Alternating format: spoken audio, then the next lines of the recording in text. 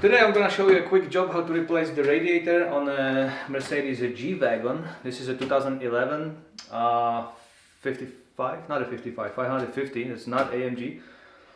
The dealer will probably charge you leg and arm to do it. The radiator itself originally is about a 2500. You can probably get the OEM, not OEM. You can probably get the aftermarket for about a $700–800.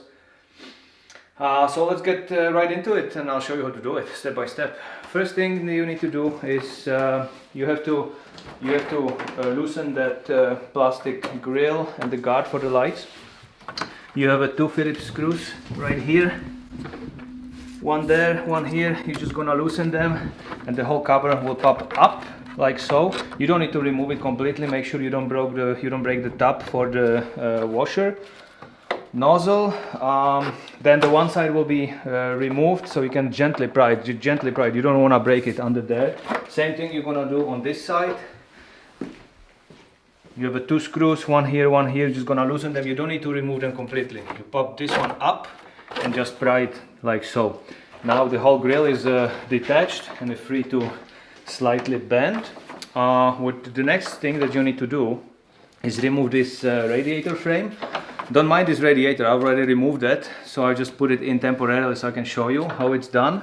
Those tabs are actually in here. So you have 4 screws on this side. Those are, I believe, 13 millimeters. Like so you're gonna remove those. Then you have one screw here. The same thing on the other side. 4 screws and 1 screw in here. Then you gently remove the whole support, and then you basically what you will have a fan in here, but it's easy to take it out as well. The fan has I'll show you.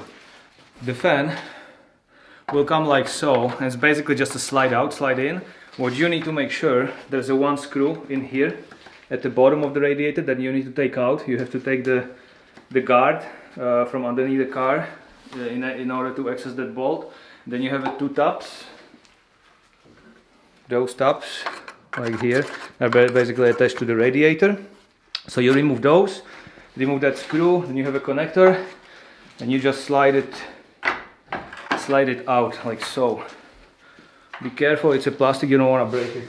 And then once the hoses are removed, you're just gonna slide the radiator gently out. Here's one more thing that you want to check before you start the job, because it can kind of set you back for a few days. What happened to me is this guy, this was corroded. When I was trying to remove it, it just broke off. That's the same joint as in here, as up here. So my only option is to get a new hose. This is the hose right here. That's the hose. It's a hose from the radiator, and that goes to the intercooler. That's a transmission fluid hose.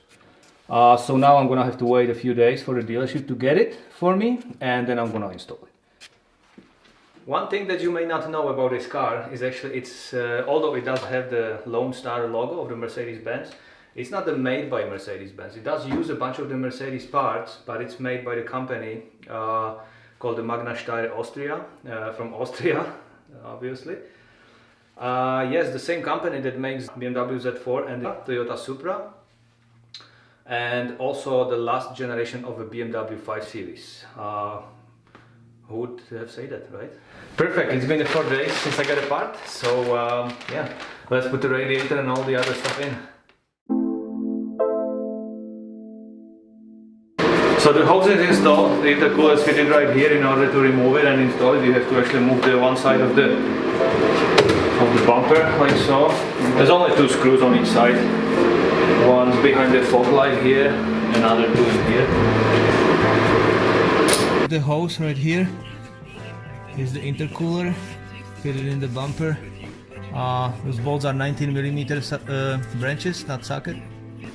And then the hose simply travels all the way to the radiator.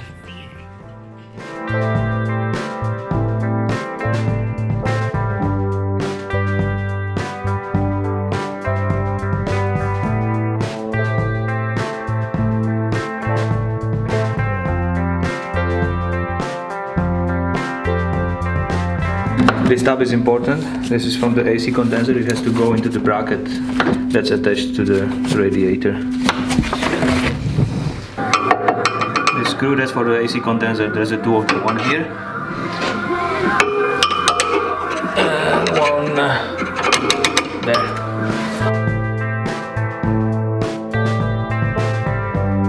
The first thing you're gonna install is the hose, the coolant hose.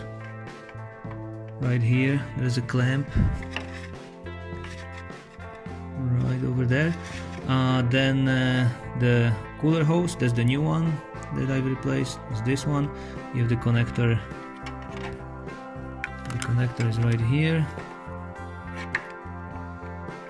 This is the connector that goes to the radiator, and another, and the last one is right here. That's the one that goes to the transmission.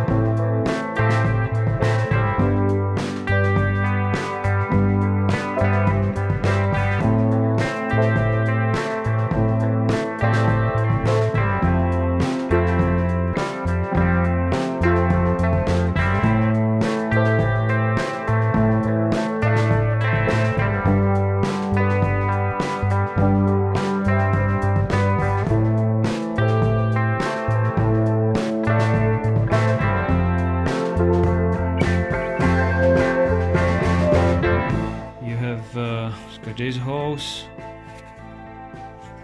with just a regular C-clamp, and that goes into the thermostat housing.